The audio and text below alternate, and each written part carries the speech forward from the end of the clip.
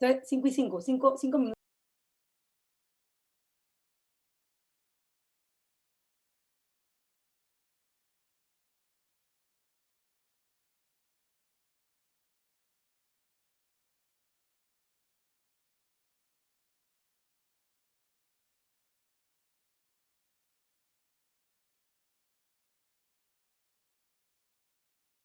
Bueno, ya en la última etapa de nuestro congreso, gracias a todos por haber participado y todos los que están en estos momentos escuchándonos.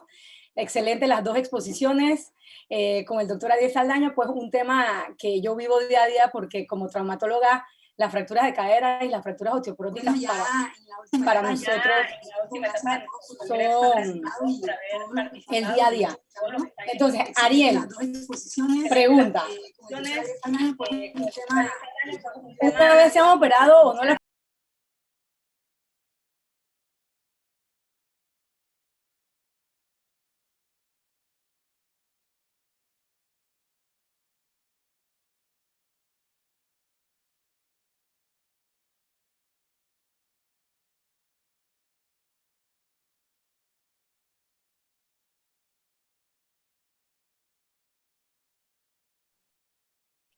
Okay. Gracias por estar hasta las últimas dos charlas.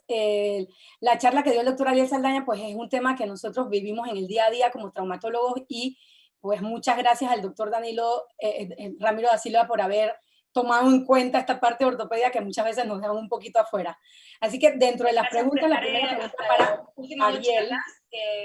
La charla que dio el doctor Ariel Saldaña, pues es un tema que una vez día a día, no sé qué pasa.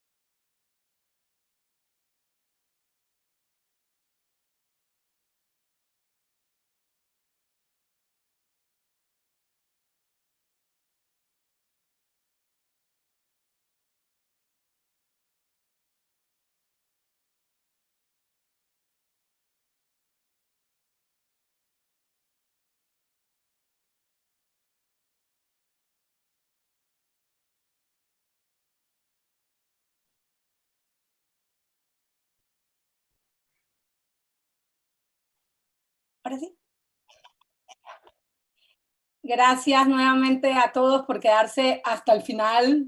Y una pregunta para el doctor Saldaña, que muchas veces a nosotros como traumatólogos nos da un poquito como de recelo saber si cuando tenemos una fractura osteoporótica la operamos, va a consolidar igual si la operamos o si no la operamos. Y también si uno tiene una fractura osteoporótica, digamos, de cadera, le da tratamiento para la osteoporosis, hay que esperar algún tiempo prudente para iniciar el tratamiento de la osteoporosis pensando que esto puede retroceder o retrasar el proceso de consolidación. Fíjate, en cuanto a... Muchas gracias, Aldi. Sí es importante que los traumatólogos estemos en esto porque curiosamente, como lo mencioné, muchas veces somos los primeros que vemos a los pacientes, ¿no? Alrededor de los 40, 50 años que tienen una fractura de muñeca y no los tomamos en cuenta. Y después, 15 años después, se fracturan la cadera. En relación a eso, pues mira que el tema de si se operan o no, el asunto es muy interesante. O sea, los que tenemos mucho más tiempo en esto, en la historia, mucho más que tú, por ejemplo, tuvimos una época en que manejábamos mucho no quirúrgicamente, sobre todo en el centro donde yo me formé, en el Hospital Santo Tomás, muchas veces por las carencias del sistema público. Pero eso se generó en un arte de manejo no quirúrgico de las fracturas con resultados que nosotros podríamos decir anecdóticamente muy buenos. Hoy en día es difícil, prácticamente imposible encontrar un estudio cara a cara donde veamos pacientes tratados quirúrgicamente y no quirúrgicamente, por ejemplo, por fracturas de húmero proximal, porque es muy difícil aleatorizar estos pacientes y decirles, mira, tú no te vas a operar porque estás en un estudio. Entonces él va a decir, no, yo sí quiero operarme, o viceversa. Pero se podría hacer la comparación en que vuelvo y digo es anecdótica y sería un nivel de evidencia, digamos, de experto entre todo lo que se ha hecho a lo largo de muchos años con lo que se está haciendo ahora. y ver cómo es el resultado funcional de los pacientes. Entonces, claramente tenemos que ver cada paciente individualmente y ver las ventajas de su cirugía versus el riesgo de su cirugía. Si tienes un paciente que tiene un número proximal de lado no dominante, tiene 80 años, tiene una actividad limitada, pues no está muy indicado operarlo para obtener qué beneficio sobre un manejo conservador, probablemente ninguno, con todos los riesgos que esto conlleva para este paciente. Por otro lado, lo que comentabas acerca de si le empezamos el tratamiento para osteoporosis apenas diagnosticamos al paciente, pues tendríamos que hacerlo. En realidad tendríamos que hacerlo, tendríamos que ver cuál es la historia del paciente, tendríamos que determinar cuál es a través de marcadores y densitometría, cuál es el estadio del paciente. Y esto definitivamente no interfiere para nada con la cicatrización de la fractura. Así es que está claro, por ejemplo, que en algunos casos nosotros que hacemos reemplazos articulares también, hay muchos casos donde colocas una prótesis en un hueso osteopénico u osteoporótico y ahí corres el riesgo de que se pueda hundir la prótesis un poco. Y en estos casos está claramente definido que también es beneficioso iniciar un tratamiento de manejo de la osteoporosis. Sí, y yo estoy viendo que cada vez pues como que nos estamos metiendo más en la parte de osteoporosis y ortopeda, porque las últimas guías que tenemos sobre citometría clínica ya comenzamos a hablar sobre si nosotros tenemos que darle tratamiento a aquellos pacientes preventivamente cuando le vamos a poner una prótesis.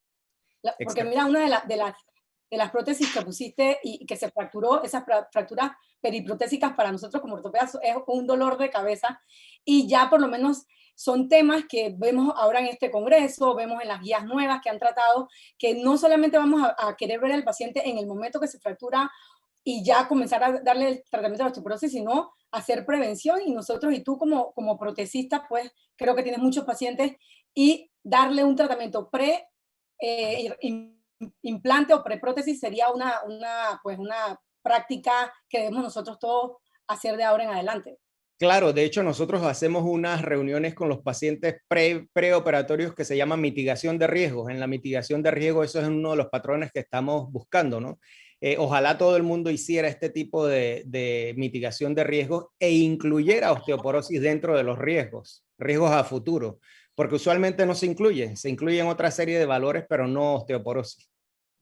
Bueno, yo creo que ha sido muy interesante. Ahora vamos con el doctor Peña. También creo que más interesante. ¿Hay algún tratamiento que usen como preventivo de osteoporosis pre-cirugía? Pregunto, no sé. Sí, o sea, básicamente se puede usar cualquiera de los que se utilizan, porque estás hablando de un paciente que en realidad tiene osteopenia o osteoporosis, pero no ha sido formalmente diagnosticado. Así es que no es que sea un tratamiento preventivo por la cirugía, sino es que darle un tratamiento a un paciente que ya tiene el problema, pero sencillamente no ha sido diagnosticado. Ah, no, entonces están tratando. No, yo pensé que tenían un paciente fracturado y le daban algo antes de ponerle la prótesis. ¿Interfiere con la cicatrización algún medicamento? ¿Ustedes prefieren alguno? No. No hay interferencia. ¿Y qué utilizan? ¿Qué medicamento utilizan? Bueno, eso depende claramente del paciente en sí mismo. Sí, o sea, no nos salimos de las reglas que existen para cualquier paciente con osteoporosis que encontremos de nuevo. O sea, el hecho de que vaya a ser intervenido, el hecho de que haya tenido una fractura, no nos altera el principio este. ¿Hay algún tiempo? ¿Se fractura? ¿Se esperan un mes y medio? ¿Cómo le hacen? Hay que empezar lo antes posible. Sí, pero lógicamente el paciente recién operado o recién fracturado tiene una alteración en la hemostasis, en la homeostasis, y hay que esperar a que esté restablecida. Por ejemplo, puede tener un bajón de hemoglobina importante, puede requerir en algunos casos transfusión, requiere mucho medicamento de otro tipo, analgésico. Así que hay que pasar ese periodo agudo donde se puede inclusive interferir con la estabilidad del paciente. Pasado esto se puede entonces iniciar. Y es que, doctor, normalmente cuando nosotros vemos pacientes osteoartrósicos, sea de rodilla, de cadera, que es lo que más vemos, casi siempre estos pacientes, cuando usted le va a hacer un FRAX o le va a hacer la historia clínica, son pacientes de muy alto riesgo o de alto riesgo de fractura. O sea, va combinado. No se abstrae un paciente con una artrosis de rodilla o de cadera de tener osteoporosis, sarcopenia, aumento del riesgo de fracturas y de caídas, porque eso es lo que vemos en el día a día. Cuando la doctora al inicio habló de sarcopenia y de que si hacíamos ejercicios casi siempre le preguntas a la gente y la actividad física es muy poca. Entonces son pacientes que tienen muy alto riesgo de fractura y por ahí mismo me voy con su pregunta de que a cuáles pacientes vamos a considerar como pacientes de muy alto riesgo de sufrir osteoporosis o de lo que estamos hablando en este tema actualmente. Pues en la actualidad un paciente que se fractura en forma espontánea y está dentro de 1 o 2 años de que se fracturó, sobre todo de, pues no sé, vértebra o cadera, esos pacientes que tienen una fractura reciente se consideran en riesgo inminente de tener otra fractura. Así es. Dentro de 1 año, dentro de 2 años, pero es importante tratarlos. Los pacientes que tienen un FRAX muy alto, es decir, un alto riesgo de fractura de cadera, es decir, determinando los factores de riesgo y la densidad mineralosa en cadera, si ustedes tienen un FRAX mayor de 3 o no sé cuánto es exactamente en Panamá, pero ustedes se considera de alto riesgo. Los americanos tienen un poco más alto el umbral. Un paciente que se fractura cuando está recibiendo tratamiento, está permitido que se fracture una vez, ¿no? Porque ya probablemente traía ese riesgo, pero si tiene 2 fracturas, por ejemplo, en ese periodo, ese paciente hay que investigar por qué se fracturó. O no se toma bien el tratamiento, que es la causa más frecuente, la falta de adherencia y persistencia al tratamiento. Y la otra es que en muy raros casos, en el estudio, un estudio grande con ácido zoledrónico, solamente el 3% de una cantidad tremenda, 2,000 pacientes, se consideró que el medicamento realmente no funcionaba. Es decir, casi todos los medicamentos funcionan, excepto que el paciente no se los tome.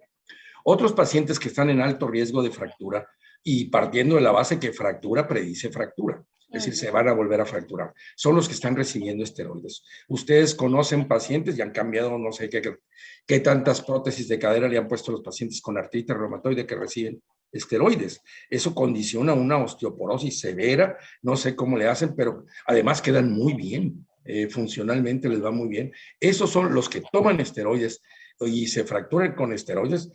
Los pacientes que toman esteroides se fracturan con una densidad mineral ósea mayor que la que no toman esteroides. De tal manera que tomar esteroides es un factor de riesgo importante. Los que tienen un T-score, por ejemplo, de -3 en columna o en fémur, son pacientes de alto riesgo, es decir, ya están más allá. Un T-score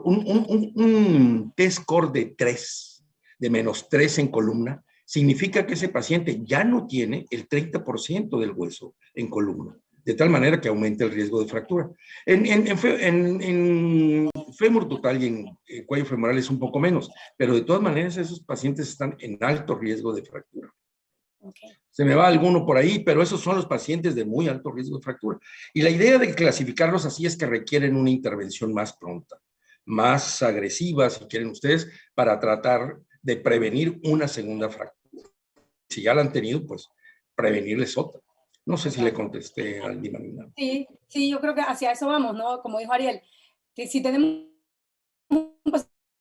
una fractura centinela a los 58, 60 años, ya tenemos que agarrar a ese paciente y ponerlo como parte de nuestros pacientes que vamos a comenzar el tratamiento de osteoporosis. Doctor, y ya para terminar, ¿qué podemos decir o qué nos puede usted decir acerca de la relación del aumento de riesgos cardiovasculares con el estudio ARC? Que tú sabes que todo el mundo se asusta cuando hablamos de medicamento y riesgo cardiovascular, nadie quiere tomar la medicina porque ya quedan aprensivos.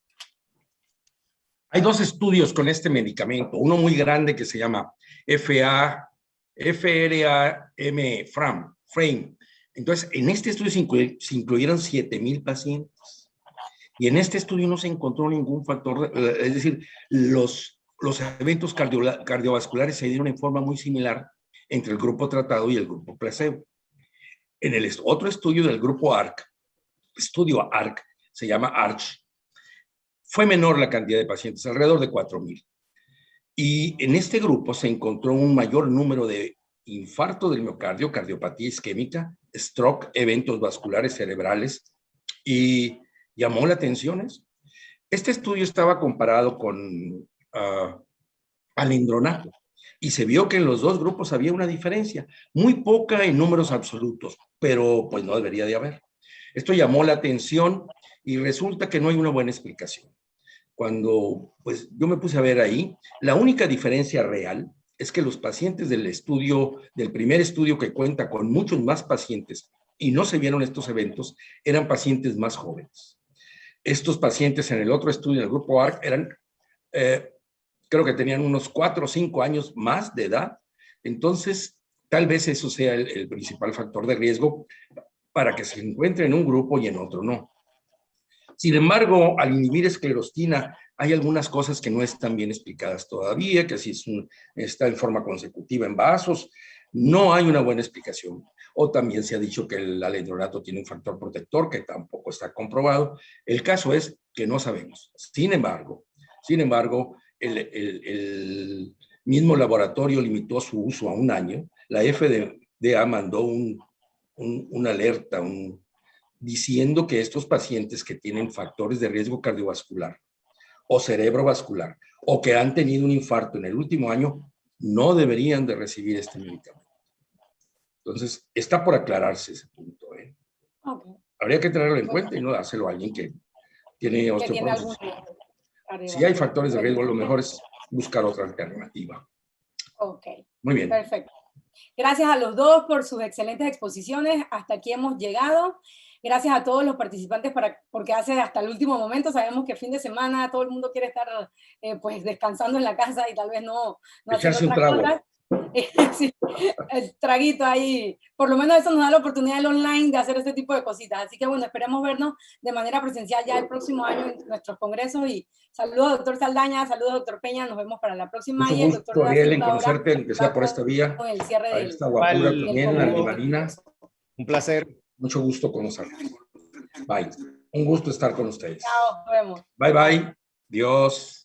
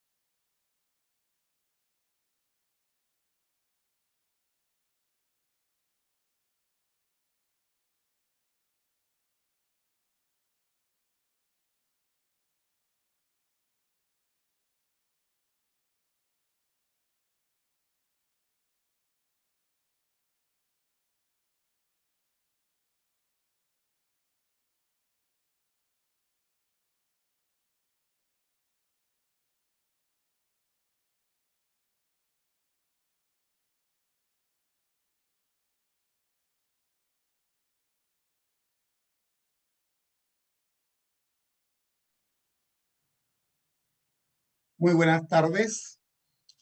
Pues llegó la parte final, pero con mucho agrado. La verdad que dar por culminado este 13º Congreso Panameño de Osteoporosis. Esperamos que haya sido de gran agrado para todos. Quisiera agradecer a todos por su participación activa en el mismo.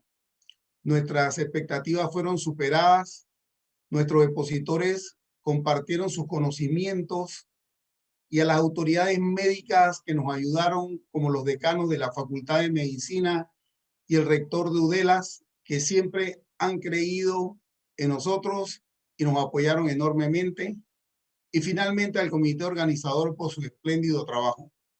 Quiero también agradecer de nuevo de manera especial por el trabajo y dedicación a todas las personas que han hecho posible este proyecto. Me refiero a mis amigos de Distribuna. Muchas han sido las ideas interesantes que se han puesto de manifiesto en el transcurso de esta jornada. Hemos podido recoger aportaciones, experiencias y buenas prácticas de profesionales de múltiples disciplinas dentro y fuera de nuestra región.